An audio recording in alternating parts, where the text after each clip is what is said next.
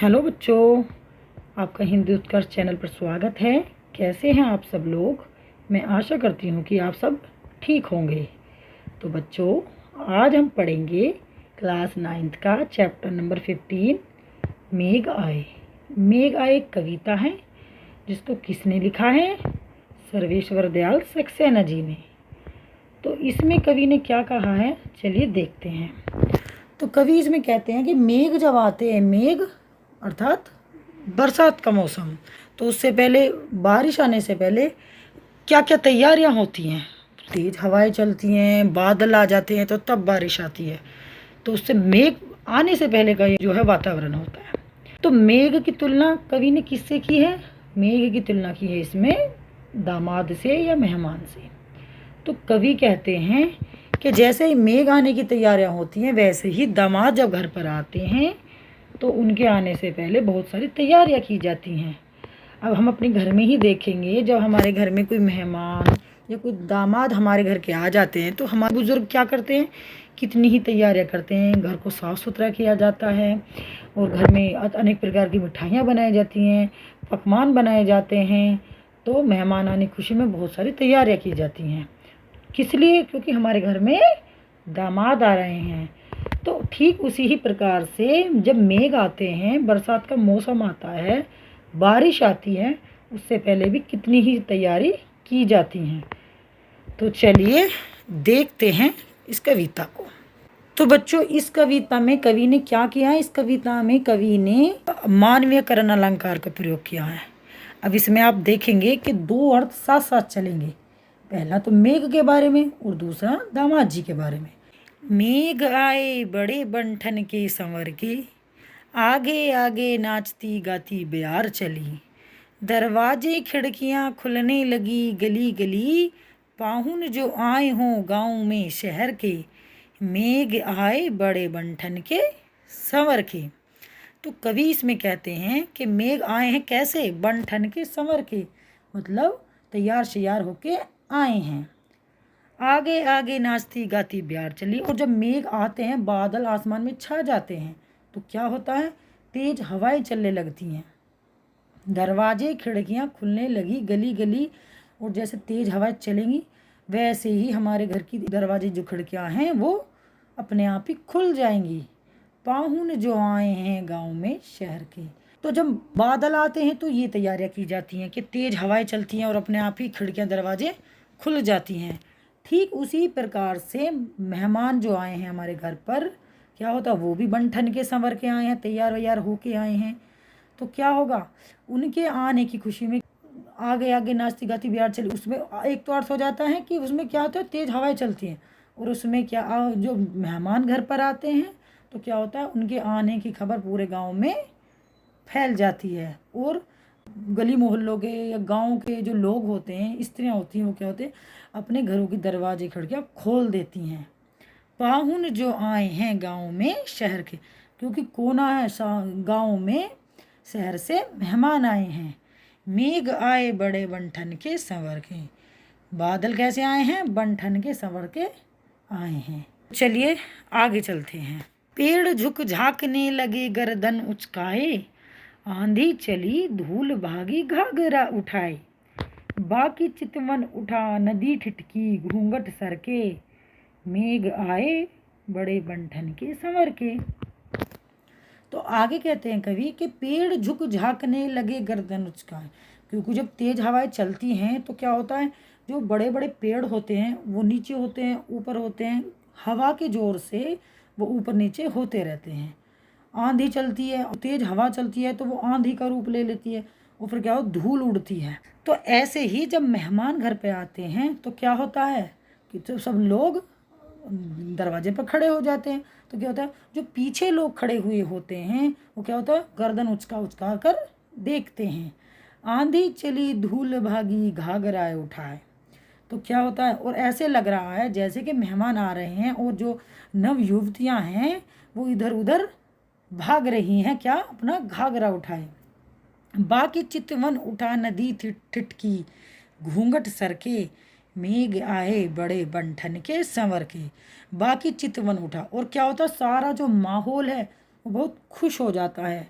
नदी ठिठकी, और नदी क्या है, नदी भी हवा के जोर से उसका पानी जो है ऊपर उछाल मार रहा है, उछल रहा है, नीचे जा रहा है, और कैसा लग रहा है, जैसे कि नदी भी खुश हो रही है और घूंघट सर के मतलब अपना घूंघट उठा के खुश हो रही है।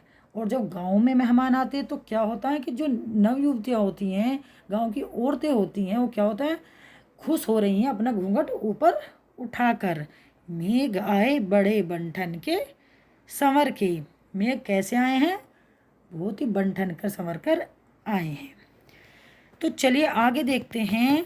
बूढ़े पीपल ने आगे बढ़कर जुहार की, बरस बाद सुदलीनी, बोली अकुलाई लता ओट हो किवाड़ की, हर्षाया ताल लाया पानी परात भर के, मेघ आए बड़े बंठन के संवर के। तो क्या कहते हैं कवि, जो गांव में बाहर जो पीपल का पेड़ होता है वो क्या है कि वो तेज हवाओं से झुक रहा है, पर ऐसा लग रहा है जैसे करते हैं ना कि जब मेहमान आते हैं तो जो बड़े बुजुर्ग होते हैं सबसे पहले वो ही मेहमान का स्वागत करते हैं। तो जब बारिश आती है तो ऐसा लग रहा है कि बूढ़ा पीपल भी मेहमान के आने की खुशी मना रहा हो, उनका स्वागत कर रहा हो, क्योंकि बूढ़े पीपल ने आगे बढ़कर जुहार लगाई, मतलब बूढ़ा पीपल भी उनकी आगे आकर स्वागत कर रहा है। क्योंकि जब मेहमान घर पे आते हैं तो क्या होता है, हमारे बड़े बुजुर्ग भी तो उनका स्वागत करते हैं। तो ठीक उस प्रकार से ये लग रहा है। बरस बाद सुदलीनी, मेहमान से क्या कहते हैं, वो कहते हैं कि आपने तो एक वर्ष बाद हमारी सुध लिया, मतलब एक वर्ष बाद आप आए हैं। अब बरसात का मौसम, तो अब जैसे अब एक बरसात आ रहा तो क्या होगा, वो तो नेक्स्ट ईयर ही आएगा, अगले साल ही आएगा। तो क्या होता है, एक साल बाद आता है। तो मेहमान भी घर पर एक साल बाद आए हैं। बोली अकुलाई लता ओट हो किवाड़ की, मतलब इसका क्या होगा, इसका होगा अकुलाई लता। अकुलाई लता का मतलब होता है जो बेलें होती हैं ना, लता का मतलब होता है बेलें।